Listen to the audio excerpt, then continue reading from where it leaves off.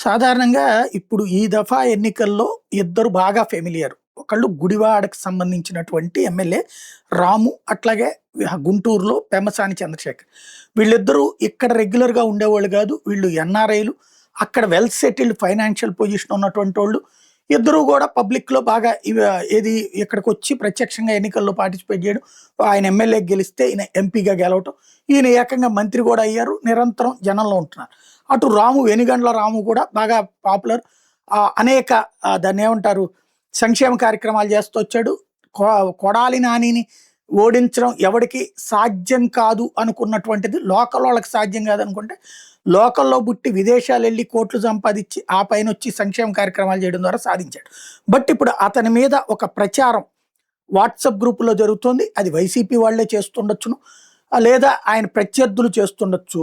ఇందులో వస్తున్న ప్రచారం ఏంటంటే అమెరికాలో సాఫ్ట్‌వేర్ ఉద్యోగాల పేరుతో H1B వీసాల పేరుతో అమాయక నిరుద్యోగులు నమ్మించి వాళ్ళ కష్టార్జితాన్ని మింగేశారు.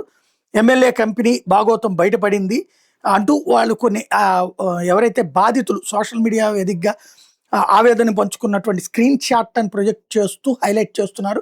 అదేంటో ఒక్కసారి విందాం. సారాంశం ఏమిటంటే, అమెరికాలో H1B వీసాపై పనిచేస్తున్న సుమారు 400 మంది భారతీయులు ఒక కన్సల్టింగ్ కంపెనీ వల్ల తీవ్ర ఇబ్బందులు ఎదుర్కొంటున్నారు. దీనిలోని ప్రధానాంశాలు సులభంగా ఇక్కడ ఉన్నాయి. 1.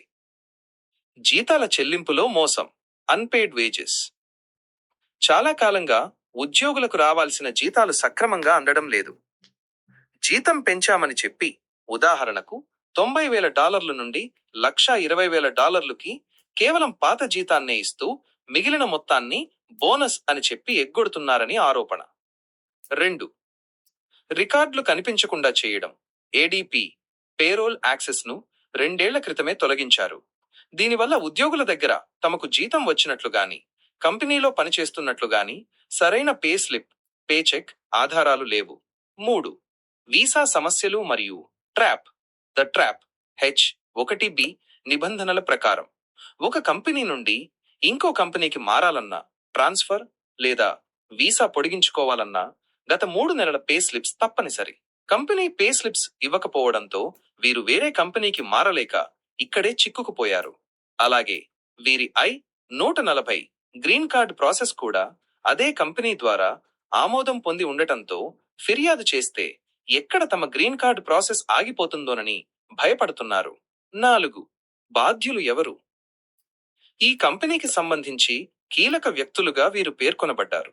సంజీవ్ కుమార్, CEO, గతంలో డెల్ కంపెనీలో పనిచేశారని సమాచారం. రాము వెనిగండ్ల, ఫౌండర్ మరియు చైర్మన్. మరికొంతమంది మేనేజ్మెంట్ సభ్యుల పేర్లు కూడా ప్రస్తావించారు. 5. ప్రస్తుత పరిస్థితి. బాధిత ఉద్యోగులు ఆకలితో అలమటిస్తున్నారని, తమకు న్యాయం చేయాలని సోషల్ మీడియా, X, ట్విట్టర్ ద్వారా ఆంధ్రప్రదేశ్ ముఖ్యమంత్రికి నారా లోకేష్కు మరియు అమెరికా దర్యాప్తు సంస్థలైన FBI, USCIS, డోవల్, లేబర్ డెప్ట్కి ఫిర్యాదు చేశారు. ముగింపు.